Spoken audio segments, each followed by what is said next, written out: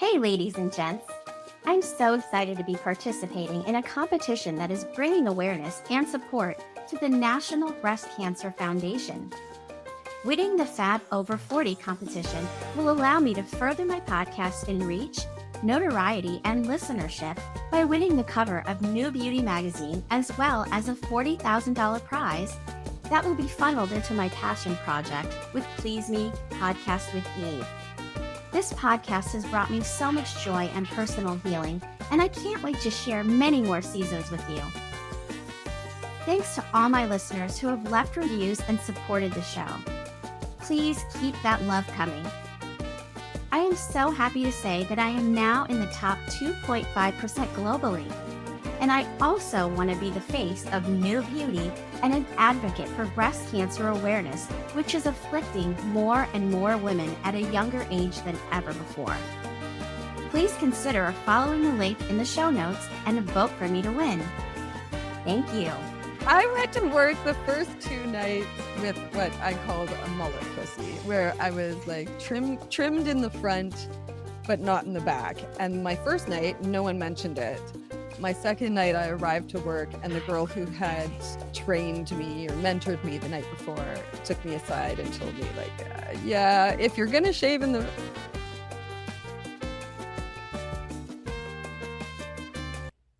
Last week, Darlene Green was back for an encore that was truly life-changing, and I urge you to listen back to see how the incredible stem cell technology she talks about can change your health and your life.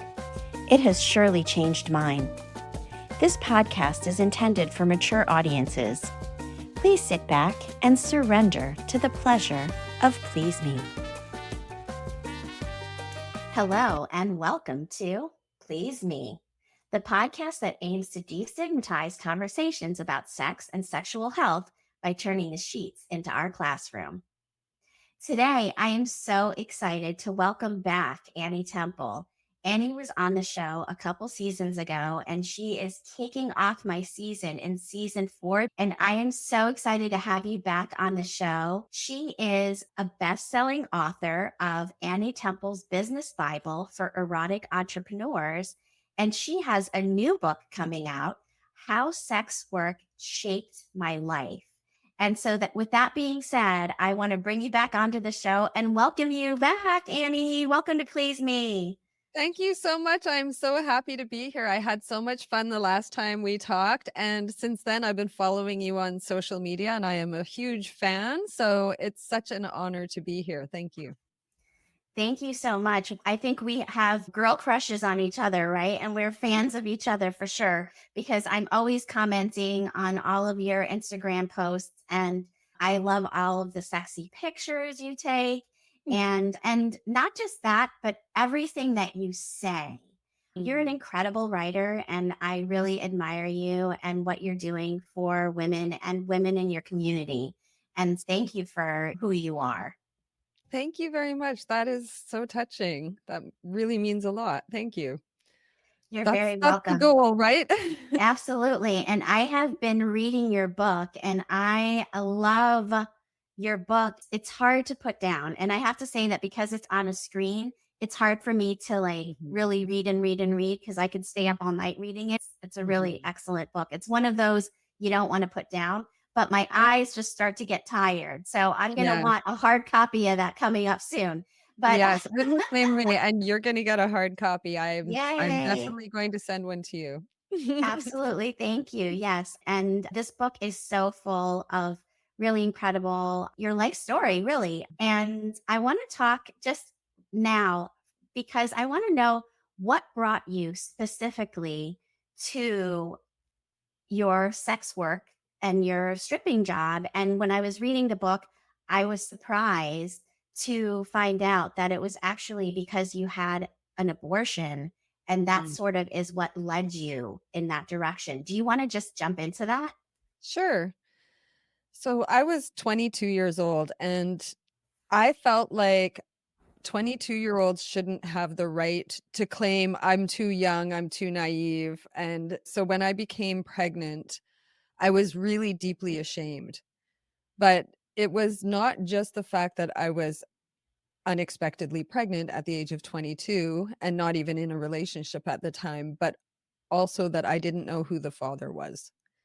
And that's such a huge thing as a woman who may have more than one sexual partner in the course of a 28-day cycle. And I've seen women be in the position of having to get paternity tests run and just how horribly they're treated, how they're looked down on, how they're condemned. And my heart goes out to them because I was just in such fear when I found out that I was pregnant and I didn't know who the father was, that I would have to go through that social humiliation. So, not just because of that, but also because of the relationship with the two gentlemen involved were both not conducive to raising a family or starting a family or me being involved with them. And one of them in particular was extremely abusive. And the thought of having him in my life for 18 plus years was very daunting. And so at that time, I decided to have an abortion. And it was just very deeply scarring experience for me. The intake doctor was very condescending. And I just felt horrible. I'm sure a lot of people who've been through abortions can understand what I'm talking about. So after that, I hadn't told anyone. It was a big secret. I was feeling very depressed and I just needed to get away. That was a lot of people do that. They pull what's called a geographical, where you just move and run away and get away from all of the pain that is behind you. So I moved away to the big city, and within a couple of months of being there, I became very desperately poor. I was struggling to make ends meet in a retail position. I got the job really quickly and easily, but it was part-time, it was minimum wage. I just didn't make enough to get by. I had enough to pay my rent every month and a tiny bit more. And so I didn't really have enough to eat, and I was actually sincerely stealing some of my food to get by. So it was just a terrible time in my life.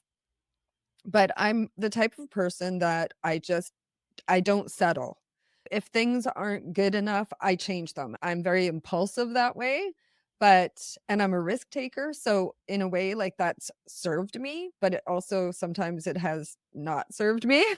But in this case, I feel like it was a great decision. And my decision was that I decided to try stripping. And I had a girlfriend who was a stripper, so she helped me to figure out, like, how to get in contact with agents so that I could start dancing. And I started dancing in my very first night as a stripper. I was doing what we called private dances or VIP shows, where you dance just for one customer. You walk around the club and you ask each customer, "Would you like a private show?" And if they would, then you take them over to the side of the club and then you do a show for just them. And at that time, the private show booths weren't even private. They were open for everyone in the bar to see, but the selling point was that they were up close and personal and that they got to talk to you and stuff. Whereas usually when you're on stage, you're just on stage, right? They can stare up at you. So that was my first night dancing, was doing VIP dancing. And I walked around and sold dances, and I made more money in 3 or 4 hours that night than I did in 2 weeks at my retail job. And I had fun and it was empowering. And so literally the next day I quit my retail job and I started stripping full time. And I'm a bit of a workaholic. So I really worked like most nights of the week. So yeah. And then once I built up my costumes and the different tools of the trade that I needed, then I went on stages and started working to getting paid for my stage shows.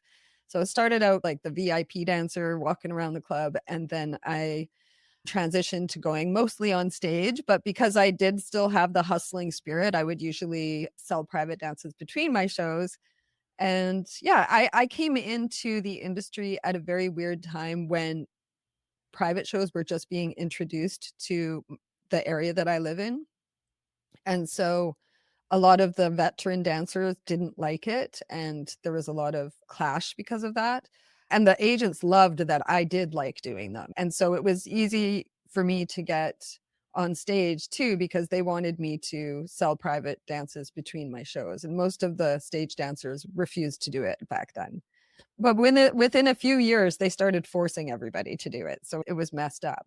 But in my case, I really liked it. And the other thing that I loved about the area that I live in, when you're a stripper here, it's non-contact dancing. And so that was the right thing for me because I had a boundary that I didn't want to be touched by my clients. And so there are different areas of sex work that I hadn't even considered getting into and would never have at that time because there was contact involved and that was a boundary for me at the time. Yes. And having read your book, or part of it, at least the beginning part where Mhm. what we're talking about right now, I really didn't know because I've been to a strip club or two in my day. And I Mhm. always find it to be a really fun place to go and hang out.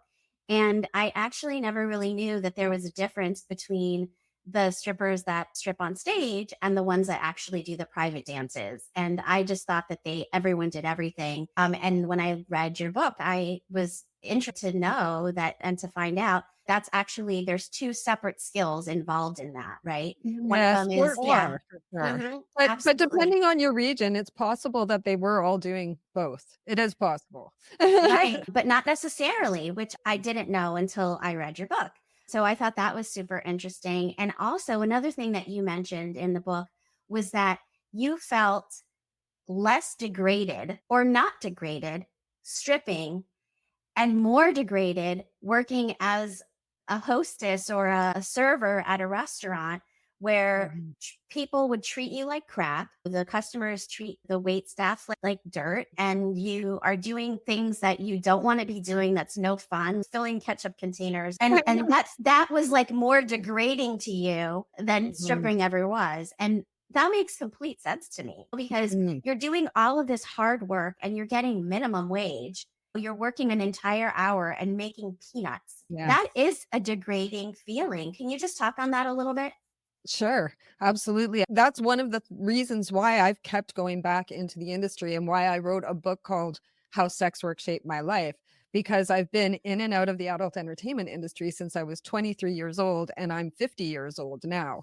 And a big part of it was because we call them square jobs are Right. a lot of them are degrading. And even the ones that are like a higher, like you get treated better or you get a higher status or class in society. Like I did marketing management, I did frontline support work, all kinds of positions that I got paid quite well in the square world. But I didn't get treated very well by the employers or by the people that I worked with, or I was even in one place, I was assaulted. And so my safety wasn't really prioritized. I felt safer in strip clubs.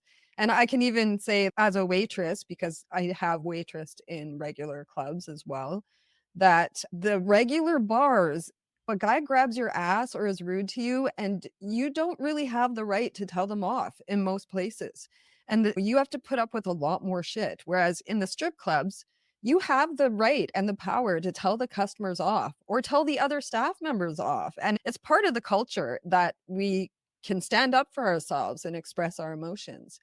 And so going back and forth from like this industry where you can say anything, you can also stand up for yourself. You also have rights and boundaries that you are allowed to maintain. And then going into the square world where you're supposed to shut up and listen. It's not only like more degrading, but it's also a culture shock. And it's really a hard adjustment because it's not who you are anymore. You're a person who's so used to being able to just say what you believe and what you think without it jeopardizing your job or being a big deal. And for instance, when I was in college, I told a woman that she had nice boobs. She wore a low cut shirt to school one day, and I said, "Nice breasts or nice cleavage," something like that.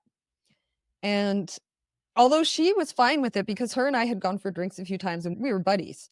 But another student that overheard and knew I was a stripper and had a kind of like a thing about it reported me, and I was warned for sexual harassment.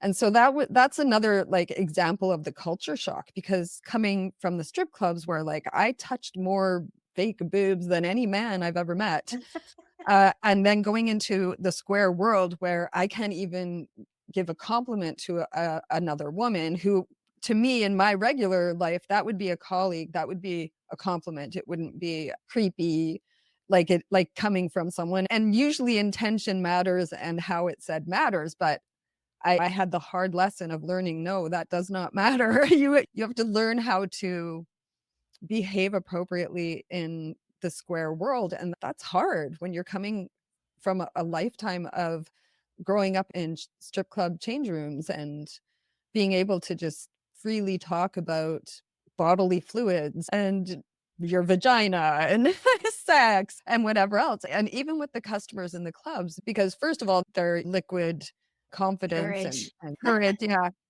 And so they'll talk about things that they don't talk about at home or with anyone else, but they will talk about with a beautiful woman that they're paying to sit with them or paying for a dance or whatever. And so you find yourself often in the position of being like a therapist, a sex therapist, really. And that I think is just part of being in the adult entertainment industry. And I feel you obviously must understand, because your openness about sex, it helps people to open up to you. Yes, And absolutely. yeah, Mhm. so it just naturally happens that you find yourself becoming like a sex therapist or an intimacy specialist, as I like to call myself now.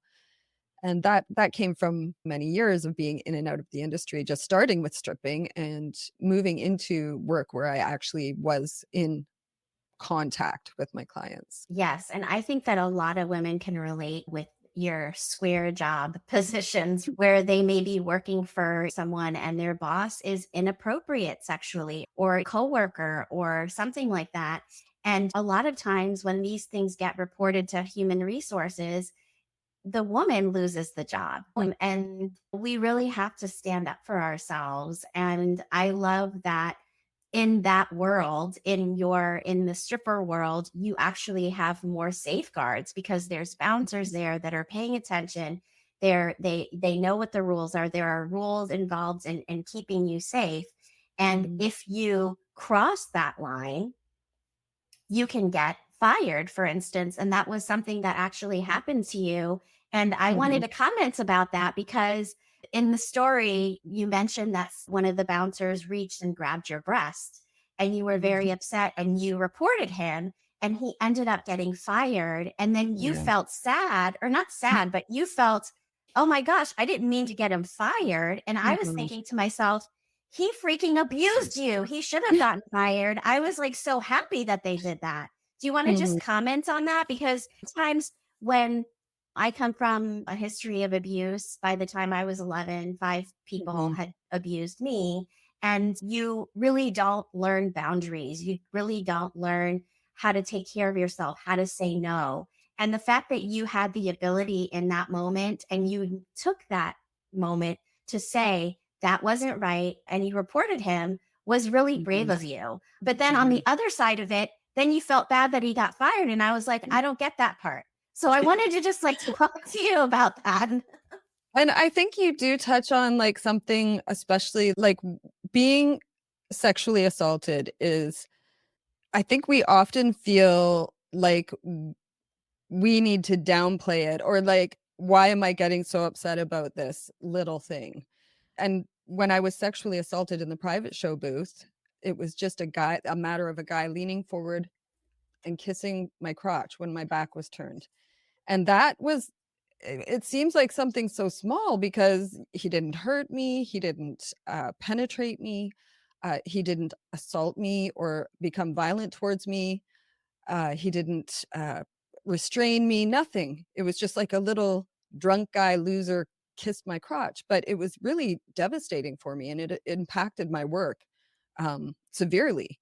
And sometimes I think, why was it so bad? Because it wasn't really that bad, but it was a violation and it Exactly. it fucked up my work. Like it fucked up excuse my language, sorry. Oh, It you're messed fine. You up. can say whatever whatever you want. Well, okay.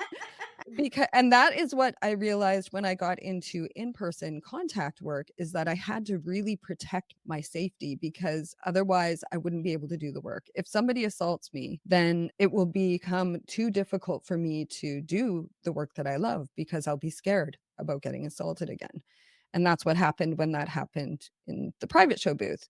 In the case of the bouncer grabbing my tit, it was, how do I explain it? It's if you're walking through a nightclub and somebody reaches out and squeezes your butt and you can't see who it was, and you're like, "Fucker." Oh, Infuriating. That's happened to it's me many infuriating, times. right? But You know, then you probably forget about it 10 minutes later, or like it's like, "Fucking loser," but then you're but like, it's not though, because adds to "It the does." another layer of abuse that women face on a daily basis. And I'm talking about that's happened to me in many different clubs and bars over the years, in square clubs, not in strip clubs. These are regular Mhm. clubs. And that is another layer of abuse that Yeah, women you get face kicked out if all you the do that. time. Yeah, and You can't do that. if you don't know who did it, because you're in a crowded room and you're walking through the bar and there's 20 people all around and you just feel it and you turn around and there's all these people around, you couldn't know who it was, and it's just another layer of abuse is what I'm It is. But it's, to me, the difference was that with the guy, the bouncer grabbing my tit, was that I didn't feel traumatized by it. You know what I mean? In my mind, compared to other things that I've been through, that was more of an irritation and an annoyance than like a triggering of any kind of trauma. So that's why I was, oh, I felt bad that he got fired, because I really just wanted him to be told, if you do this again, you'll be fired. But But the he bottom got line fired. is, if he did it to you, he probably had done it to other people. So That's very I true. was so happy that he got fired. And it made me feel like you are safer. Like you said, you felt safer in the strip clubs than Mhm. you do in other jobs, because you actually have the ability to speak your mind and tell somebody off or say, get your hands off of me, or whatever that may be. Totally. And there's usually regular customers that will be there to defend you if you have any problems. And if the staff isn't available, it's a community, right? So it's definitely, but then there's other, I don't know how far you got into the book, but there was years later when I'm working as a massage girl in the strip club and I walk out the back door and I almost get shot. So there are dangers, obviously. I think in any kind of alcohol nightclub type of situation, if you work in that situation, there's a certain degree of danger and risk that you're taking working in that environment. And even to the degree of becoming addicted to alcohol or drugs, there's the risk of that. And that's I think, a huge issue with the whole strip club industry, because as a dancer, it's really hard to love your customers, to consistently love your customers, because there are so many drunk idiots that wreck it for everybody else. And they may be only 5% or less of the customers, but they are so rude, so ignorant, so vulgar, so like woman hating, that their energy is so toxic that it makes you like feel you're put your walls up and you start to look at all the men like, what is with these losers? And that's one thing I didn't like about stripping. And it was a constant, because I didn't want to feel that way about my customers. It was a constant effort for me to deconstruct that and say, it's only a few, it's only this guy. Don't, everyone else in the bar is fine tonight. And remind myself that not to let the bad apples spoil the whole bunch, kind of thing. And but in my own independent intimacy work, I don't have that problem. I have so much love for my clients, and it's actually enabled me to just walk around with a feeling of love for my fellow humans and compassion. I walk around and I just see people and I just wish that we had a society where I could walk up and put my arm around them and say, "How are you doing today?" Or just spread love, because I see so much pain in people walking around. And I feel like a So lot of the true. yeah, I feel like Yeah. I'm really sensitive to that, because I was so sick for so many years with an invisible illness, which I still have the invisible illness, but my health has just improved dramatically from natural treatments. But for years, I was so in so much pain, so dizzy, so constantly felt like I could pass out any minute. standing in a grocery store lineup, crossing a street, having to go so slow because of the arthritis in my body. Everything that I went through made me feel so much compassion for people that now I'm the kind of person that if I'm walking and I see someone struggling in their wheelchair, I'll just push it for them. And Right, I'll right. say, "Can I help To you?" lend And a they say, hand. Right. yeah, and they say, "No, it's okay," and I say, "No, please, can I please help you because I've been in a wheelchair and I know the feeling of the struggle, and I'd really like to help you." Usually then they will let me, and Mhm. obviously I won't force my help on someone Of if they don't course. want it. Of But course. sometimes I see people say no, and I can see it in their eyes that they really wanna say yes, and they still say no when I press it, and I can't do anything. I can't force them to Right. allow me You to have have the to, help. of course, respect everybody's boundaries, Mhm. but I love that story. Are you suffering from erectile dysfunction in silence? Are you embarrassed by premature ejaculation? Is it hard to get an erection that is long enough for penetration or that lasts long enough to satisfy your partner and yourself? Just know that you are not alone and that 20% of men suffer from erectile dysfunction in their 20s, and it goes up 10% per decade. So 50% of men in their 50s will have some form of erectile dysfunction. My name is Eve Hall, a licensed physical therapist who treats conditions such as erectile dysfunction and other sexual health conditions. I'm here to tell you that there is a solution to erectile dysfunction, and I offer the gold standard in my practice called Inspire Health Physical Therapy and Wellness. I have a full protocol to get your sexy back, so know that I am here to help. Just know that there is no shame in having any sexual health condition, including erectile dysfunction. If that is you, be sure to reach me on sdc.com and leave me a message there, or reach me on pleaseme.online to listen to my podcasts or to leave me a message and book an appointment today.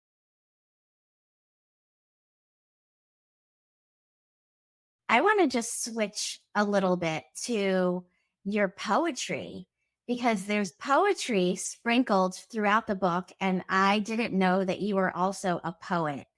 And I think that the mullet pussy poem is so freaking hilarious and genius. And I just want to just go into that because she has this amazing poem, one of the first in the beginning of the book. I think it is Mhm. the first poem at the beginning of the Yeah, book. maybe. And she talks about how when she first starts stripping, she didn't realize that she had to actually get rid of like all of the hair from the front all the way to the back. And so you left yourself a mullet. And I Yes, think that is just the most hilarious thing. Do you want to just jump for into like talking sure. about your poetry and that particular poem? I mean, now at this age, I can't believe that I had never looked at my vagina in a mirror before I became a stripper.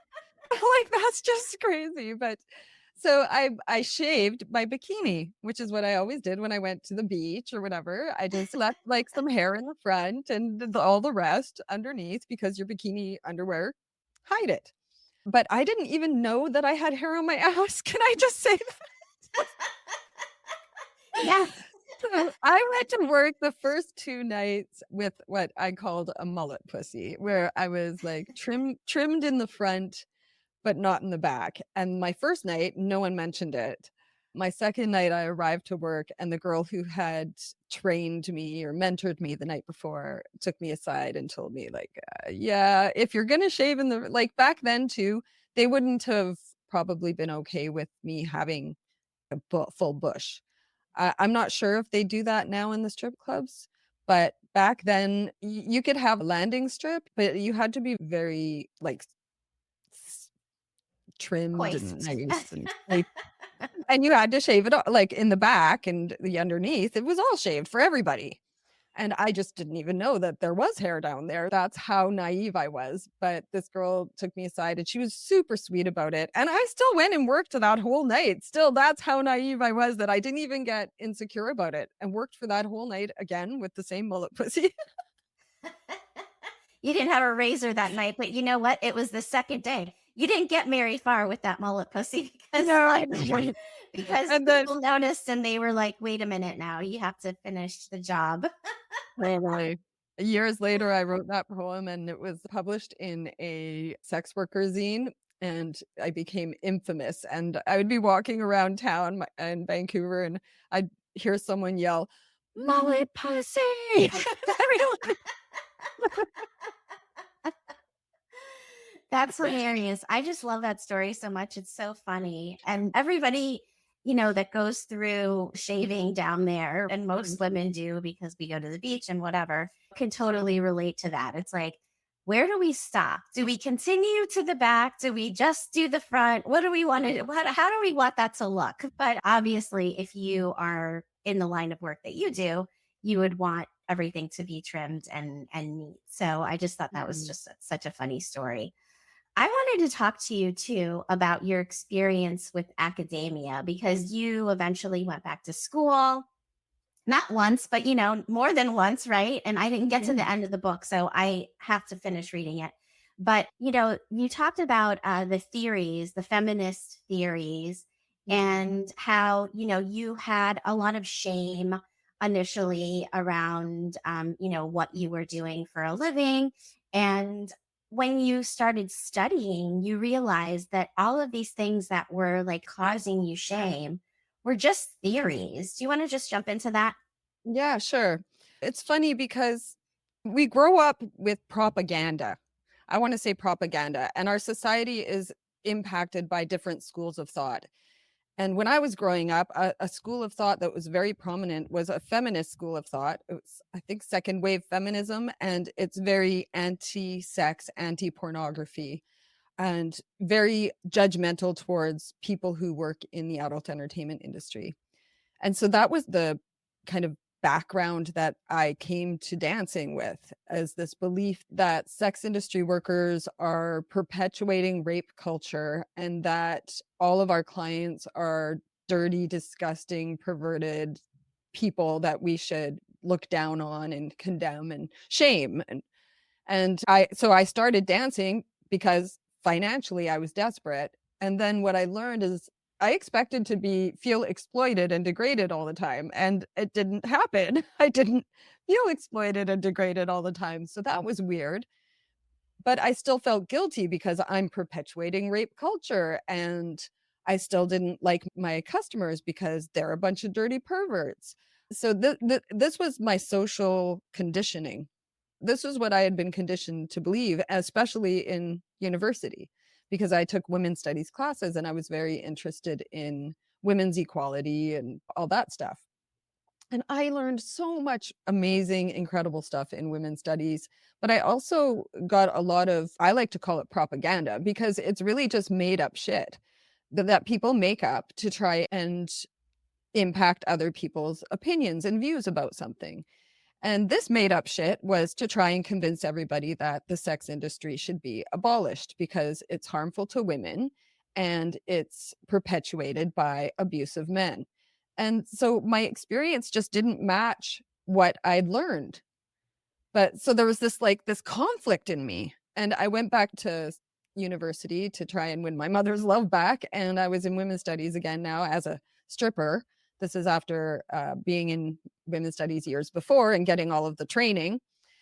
And now I'm in a class, and all of these women I'm sitting with are all very anti-sex work, anti-stripper, anti-everything to do with the sex industry. And I'm just the silent stripper, not saying anything, because I'm like, oh my God, I hadn't found my voice yet. And I didn't know how to defend myself. But I still wanted to write because I'm a headstrong person, and I have a lot of opinions, and I want to express them, and I'm a writer. So I wanted to write my papers about the empowerment that I was experiencing in the sex industry from a feminist perspective. But I just couldn't find any literature to support it, which was something that they required. So I was so fucking fortunate that I had a teacher's assistant who, rather than look down on me or try to convince me of my degradation, actually led me to a book called Whores and Other Feminists. And that book was it deconstructed all of these theories about the sex industry and how degrading it is, and theories about men's perversion and exploitative natural ability to exploit, basically, because I feel like feminism largely, at least that form, that school of feminism, largely pushes us to look down on men and want to shame them for parts of them that are quite natural, such as their ability to become physically aroused by visually aroused by what they see a beautiful woman. And that's built into our biology. So why should we shame men for that? But I had been trained and I believe that we should. And so when I read Whores and Other Feminists, the biggest thing that I came away with from that was one, that I could form my own opinions and theories about sex work and be just as valid as anyone else, and actually more valid because I have the credibility that I've been a sex worker, unlike most of the women who were speaking on behalf of sex workers and saying that we were too degraded to speak for ourselves. So that was one profound thing. But the other really profound thing that I think changed me even more than that, and that was huge. But the other thing was that I realized that I could appreciate my customers and that I could love my clients. And that's why when I say in the strip clubs, it was a struggle for me because I really wanted to love my clients. The odd total asshole would just wreck it for everybody.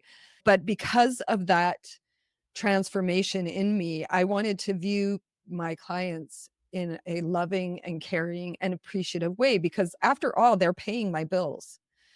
And so this was just a huge paradigm shift for me. And it changed the way that I raised my son, how I looked at men for the rest of my life. And I'm so grateful for that. But yeah, so that the whole thing about internalized oppression, because that's what that is. What I realized was that it wasn't the men oppressing me in the strip clubs or the owners of the strip clubs or the agents or anything. Although exploitation goes on in any occupation, they weren't oppressing me. The people who were really oppressing me were the ones who were telling me I should be ashamed and telling me that I was too degraded to speak for myself and telling me that my customers were pieces of shit. Those were the people who were oppressing me because they were the ones who were creating those horrible feelings of shame inside me and causing me to not have genuine compassion for my customers. And so then and that's a thing they teach in feminism. It's called internalized oppression. And it's when someone else's view of you, you internalize it.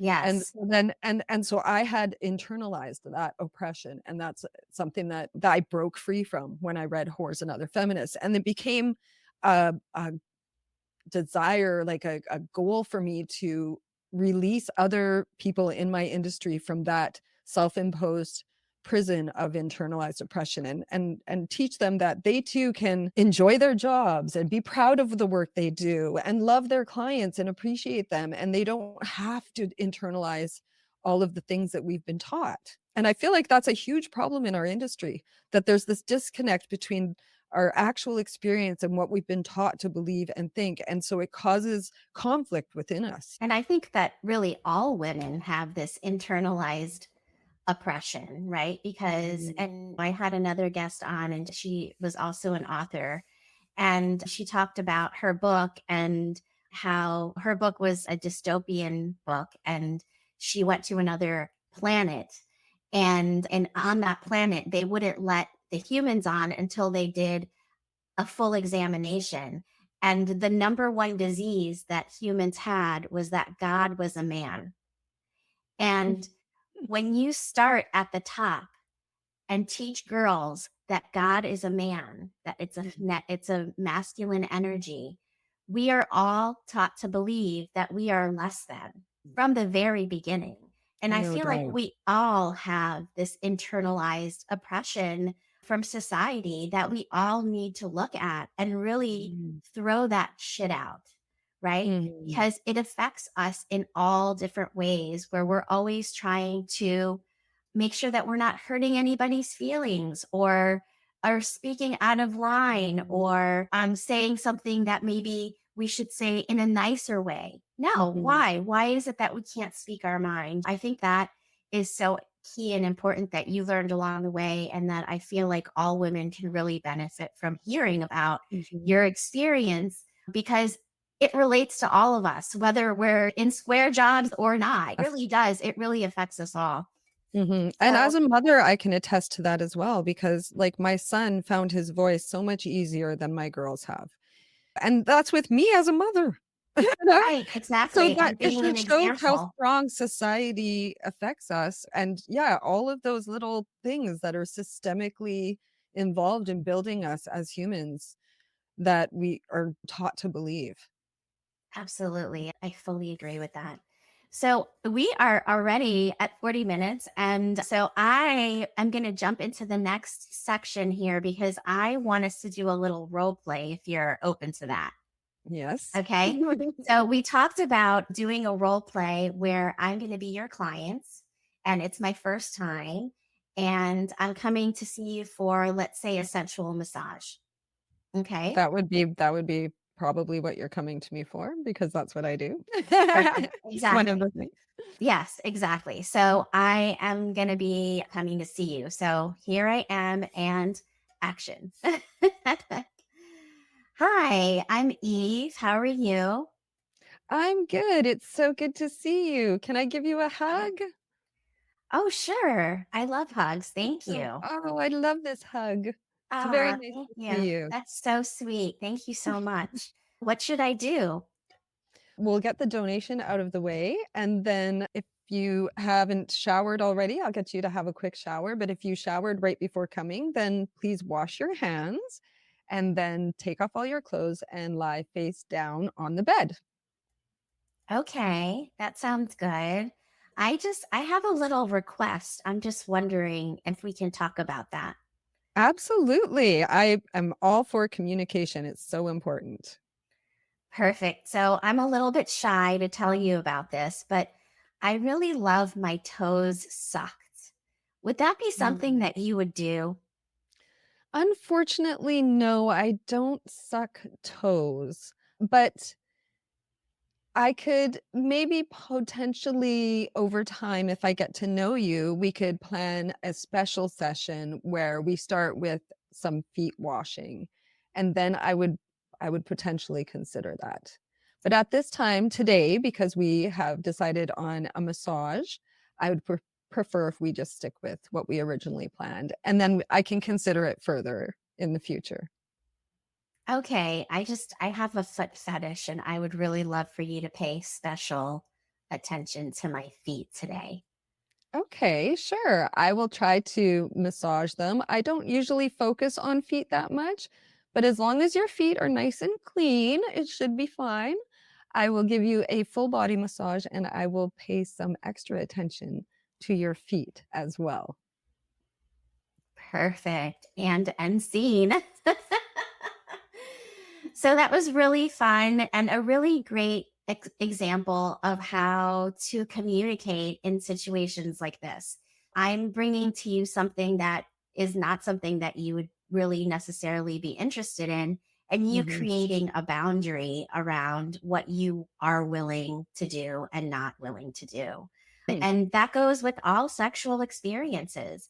You may have a partner that comes to you with something that they really want to try and you're really not that into it. But the idea that you can consider it, you can think about it, and maybe Mhm. next time you can do something different is a beginning of a conversation. And it's opening up the door for more conversations to be had in the future. And I've been in that position many times where I gave a very similar answer to what I gave to you. And in some situations, I did go on to perform whatever that service was and with boundaries and with understanding and communication. And in other situations, I considered it and I decided, actually, no, I don't think I want to do this. And then I communicated that very respectfully. And as long as respectful communication is happening, then there's a lot better chance that people will be willing to try a little more than they might usually try as well, I feel like. Yes, absolutely. Communication is key for all relationships and all situations, whether you're speaking to someone in getting a massage or otherwise. Practice makes perfect. And I love that you are willing to do that role play with me. So I want to That make was sure, fun. yeah, it was. I want to make sure that my listeners can find you. Where can we find you? You can find me at annietemple.com. And please, I encourage you to sign up for my newsletter so that you can read my blog posts, which Eve was saying that she really appreciates the kinds of things that I write about. So you might actually really be interested.